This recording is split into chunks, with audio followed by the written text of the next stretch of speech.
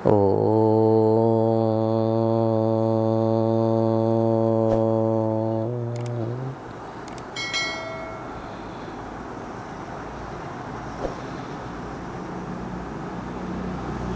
एक गहरी सांस और पूर्ण चेतना की अनुभूति, आनंद से, दिव्य आनंद से, पूर्ण आनंद से, दिव्य चेतना से भरपूर।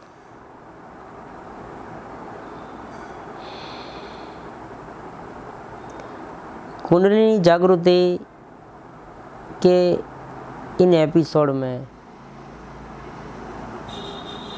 इनके पहले जो एपिसोड थे उसमें हमने सुषुम्ना नाड़ी, ईड़ा और पिंगला के बारे में जान लिया।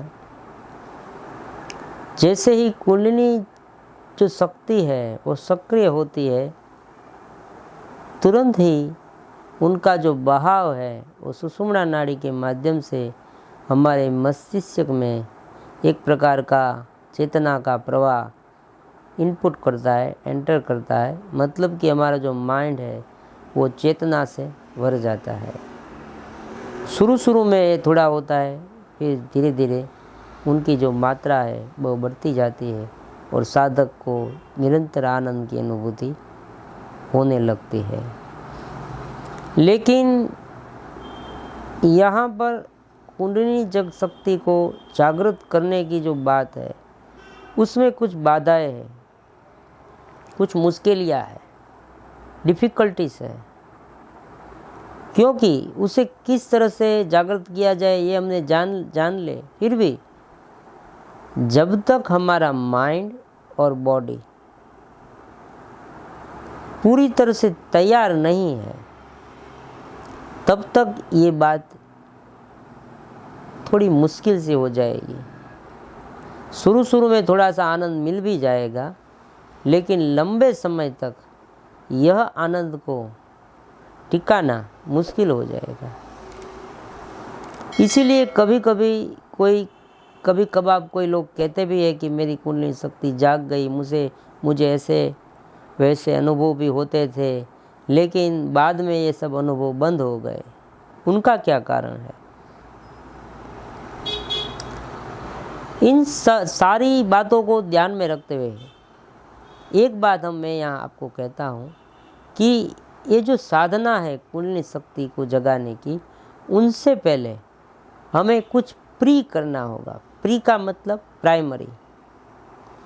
उनसे पहले की साधना, कुंडलिनी शक्ति को जगाने के पहले की साधना अगर आपने नहीं की तो ये सारे के सारे जो प्रॉब्लम्स है वो क्रिएट हो सकते हैं।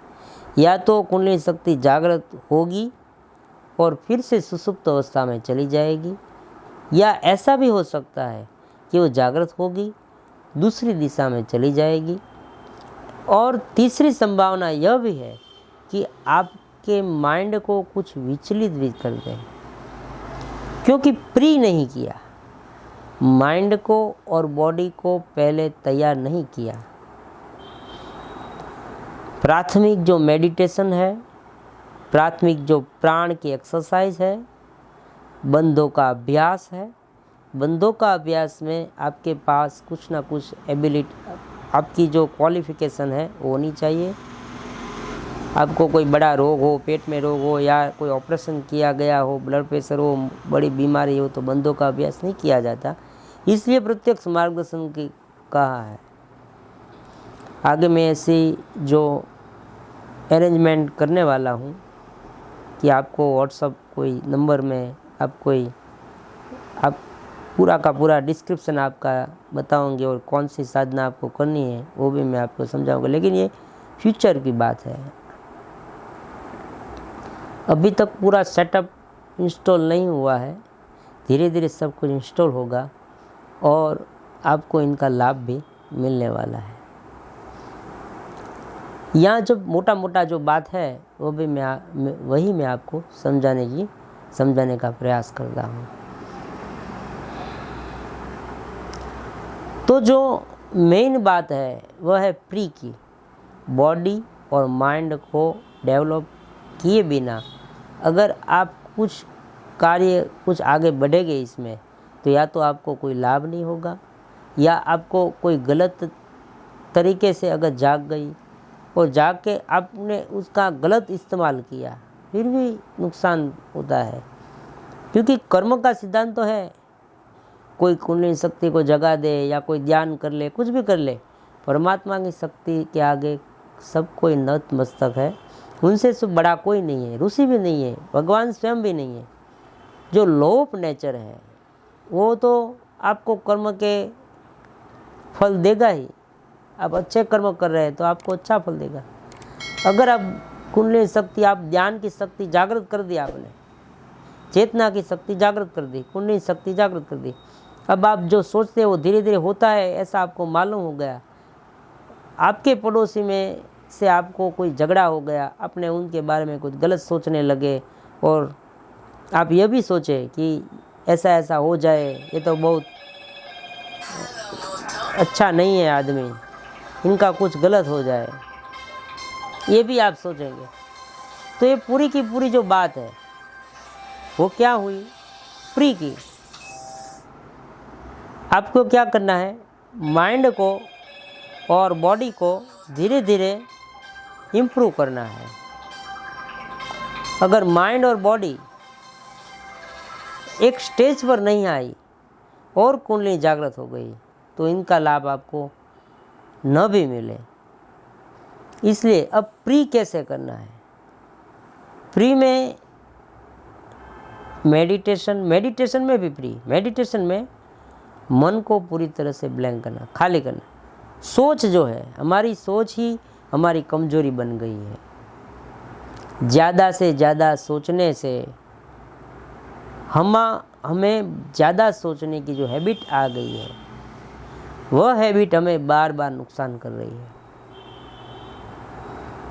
कोई भी कार्य हो, कोई भी कार्य करते हैं तो तुरंत ही मन उनका जो नेगेटिव बात है वो तुरंत ही हमारे मन में आ जाती है, कोई भी कार्य हो। दूसरी बात, कार्य के स्टार्टिंग में उनमें से मुझे क्या लाभ मिलने वाला है, वह लाभ ही हम देखते रहते हैं, इसलिए कार्य का कुछ आनंद नहीं आता। तीसरी बात, कोई पूर्वग्रह, हमारे माइंड में पूर्वग्रह है कि ऐसा होगा वैसा होगा, यही ऐसा ही है। कोई आदमी के साथ, कोई व्यक्ति के साथ पूर्वग्रह होता है, वस्तु के साथ पूर्वग्रह होता है, हमारे अपने साथ भी पूर्वग्रह होता है, मैं ये नहीं कर सकता, जो कुछ पूर्वग्रह है ये। और जो चौथी बात है वो निरंतर वीवरिंग माइंड, जिसे कहते हैं वेवरिंग माइंड, वेव्स, जो जिस तरह से वेव्स है वो कांस्टेंट चलते हैं, ऐसे मंकी माइंड एक क्षण के लिए भी शांत नहीं होता।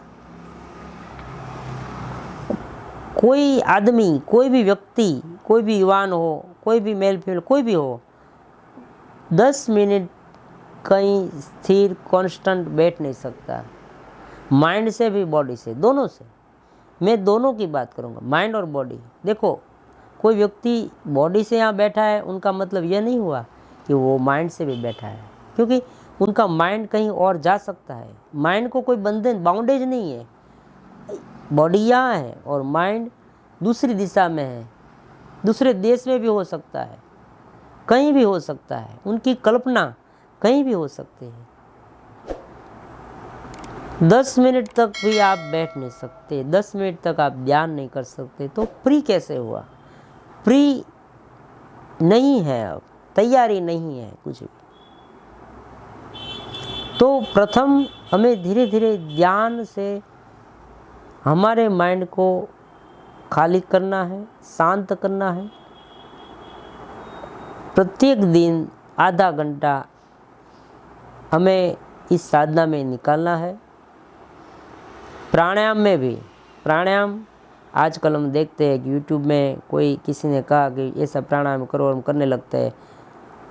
10, 15, 20, 25, 30 प्राणायाम कर लिए और छोड़ दिया। एक दिन में सभी प्राणायाम कर लिए।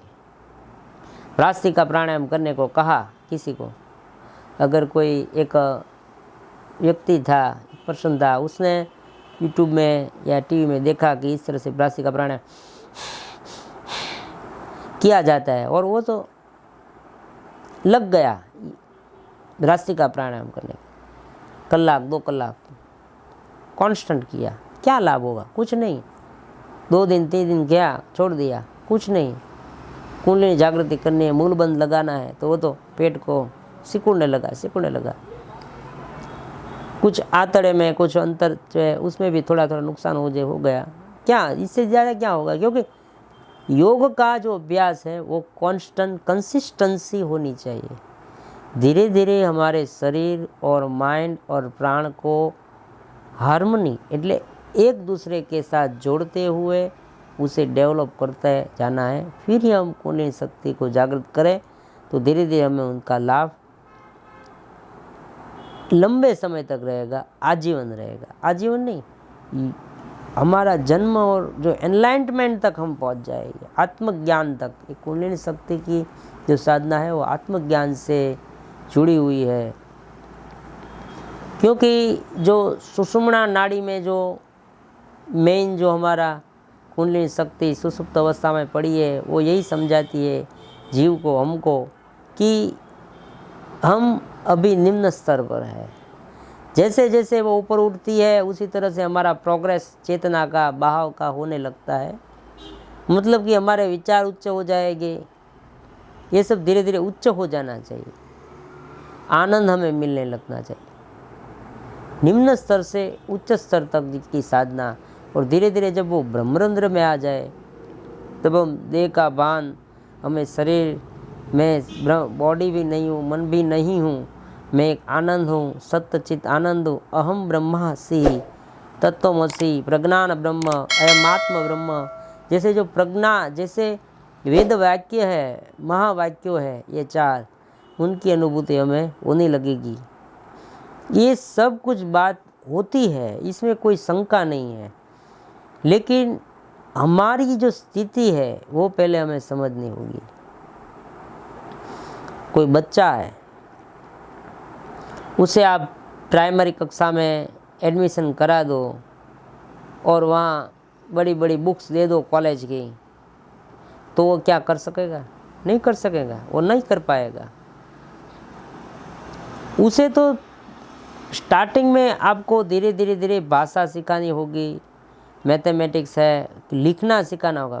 पहले तो उसे पेन पकड़नी भी नहीं आती है, उसे आपको पेन देना हो, पेन से कैसे लिखा जाए, जो स्लेट है, जो पाटी है, उसमें किस तरह से लिखा जाए, पेन से किस तरह से शब्द को लिखा जाए, वो तो आपको सिखाना है। और धीरे धीरे उसकी जो मेमोरी है उसमें ज़्यादातर ज़्यादा शब्द लैंग्वेज का दाखिल हो, उनके लिए आपको प्रयास करना चाहिए। और धीरे धीरे वो सब कुछ धीरे धीरे सीखता रहेगा, एक के बाद एक चीज़। जैसे जैसे साल बीतते जाएंगे वैसे वैसे वो आगे बढ़ता जाएगा और बाद में वो कॉलेज तक भी पहुंच जाएगा। ये सब हो सकता है, इसमें कोई जल्दबाजी की भी ज़रूरत नहीं है। प्रत्येक कार्य में आनंद। देखो, ऐसा नहीं कि आज हमने साधना शुरू की, कुंडलिनी शक्ति की साधना हो या कोई योग की साधना हो या परमात्मा को मिलने वाली जो बहुत गहन साधना हो, जो भी साधना के हर पहलू में हमें आनंद मिलना चाहिए, एक एक स्टेप में आनंद मिलना चाहिए। वरना क्या होगा, साधना पूरी होगी तब ही मुझे आनंद मिलेगा, ऐसा नहीं है।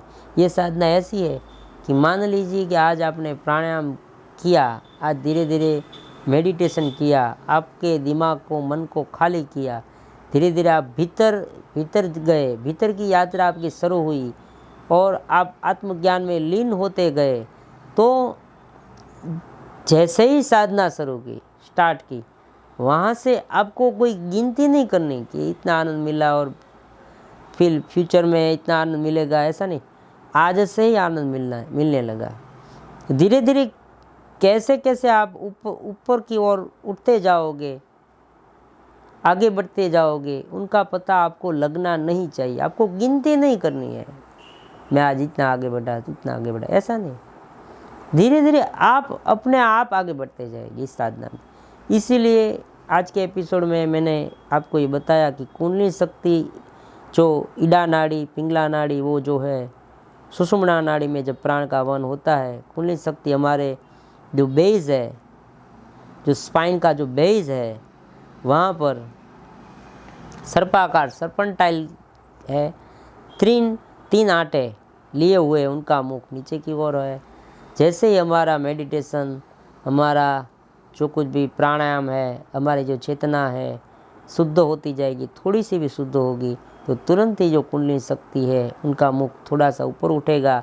जैसे ही मुख ऊपर उठेगा उनका दबाव सुषुम्ना नाड़ी में थोड़ा सा होगा, और जैसा दबाव होगा हमारा मस्तिष्क है, यहाँ जो ब्रह्मरुद्र में जो क्राउन चक्र कहते हैं, सहस्त्रसार, वहाँ से एक तेज का और